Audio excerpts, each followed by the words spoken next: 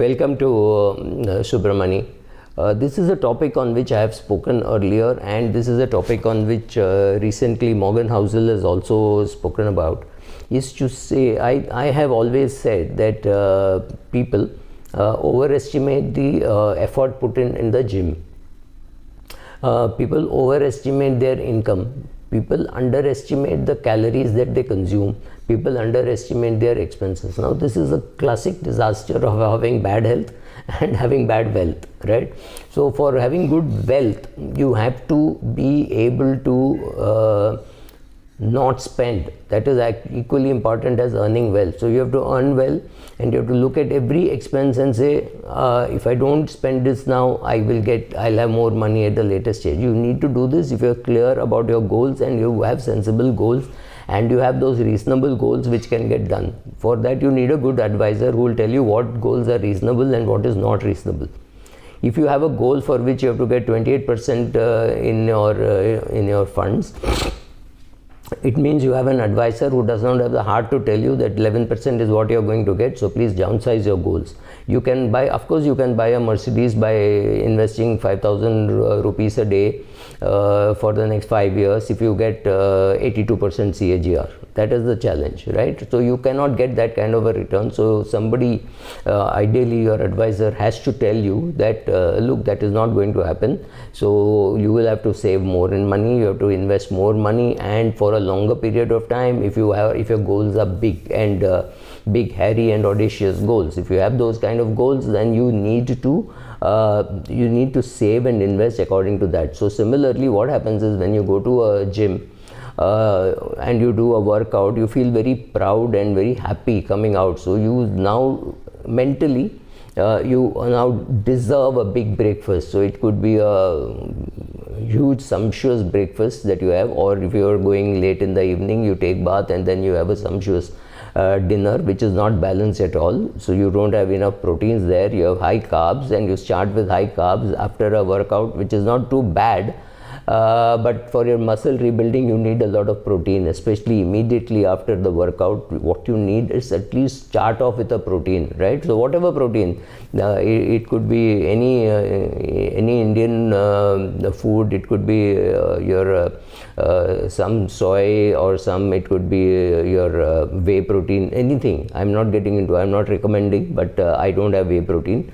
But I'm saying you need to start off with the protein, and you need to control the amount of carbs that you eat. So you have protein, you have some salads, you have some cooked vegetables, and then you also have some carbs, so that your blood sugar does not spike, right? So you have to have a combination, right? For example, having good health, it means you have to have adequate sleep. You have to make sure that your gym workout is good and your balanced diet intake is also in place, right? You cannot overeat just because you did well in the gym. Maybe you did well in the gym, but your sleep was not good, so maybe you're not burning enough calories. The body knows how to protect itself. So the body feels, oh, this guy is not giving it enough sleep, it will start burning less calories, right? So I mean, the combination of, say, getting nice 6 to 8 hours of sleep, whatever your body desires, and not saying, no, I can do with 5 hours of sleep. My phone starts ringing because somebody from Japan is calling, somebody from Singapore is calling, and I can't sleep early because somebody from US is calling. You're ruining your health, right? So you cannot ruin your health, be sleep deprived, have sleep apnea also, and find that your health is going nowhere, right?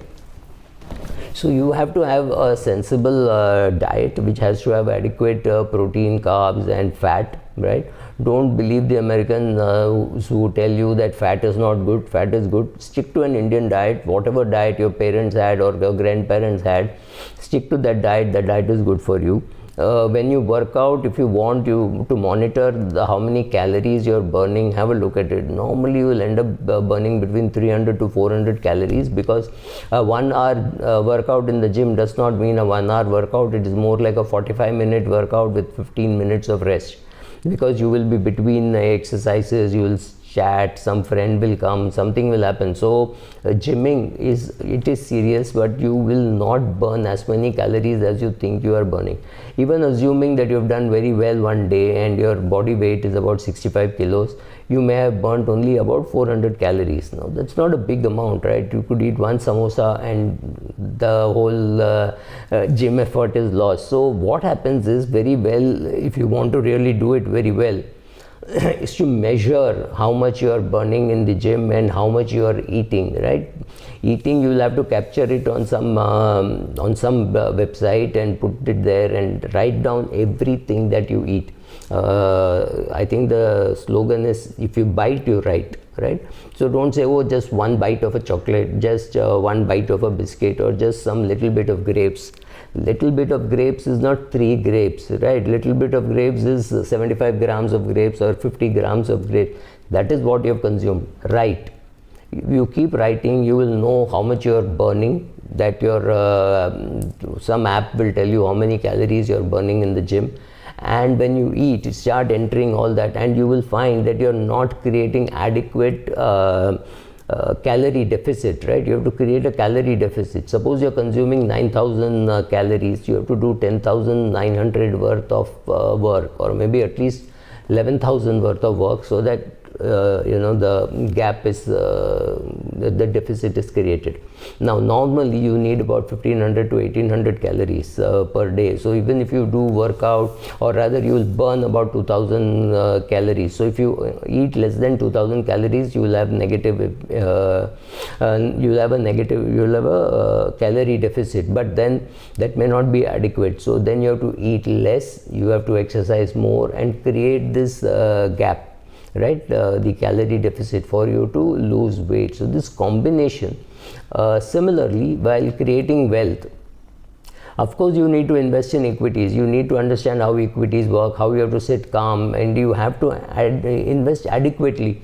This is another mistake which people make. On a 1 lakh rupee per month, if you can invest and you put just 5,000 rupees in equity, it is not going to have any impact. Yes, you will be able to say, oh, I put only 4 lakhs, it has become 9 lakhs, 10 lakhs, all that is possible, but it is not going to become a significant wealth creator for you. For it to become significant wealth creator, you need to know what is asset allocation. I've done enough videos on that. So you need to know that to grow your portfolio fast, a big chunk of the money should be earning well, right? So if all your money is in bank fixed deposit, you're not creating wealth. So, and it is very important that this money is generated out of your income, which is spent less. So you look at every item, you look at a big impressive car and you say, I don't need that car and I will not have that car, because if I have that car, my compounding gets affected, right? So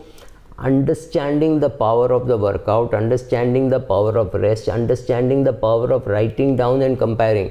मैंने क्या एक ही लड्डू खाया, perfectly all right, but when the day you have a laddu, cut down on your breakfast, right? Make sure that you write everything, measure everything, see how much you're working out, see how much is the calorie deficit created, and that is the way to go.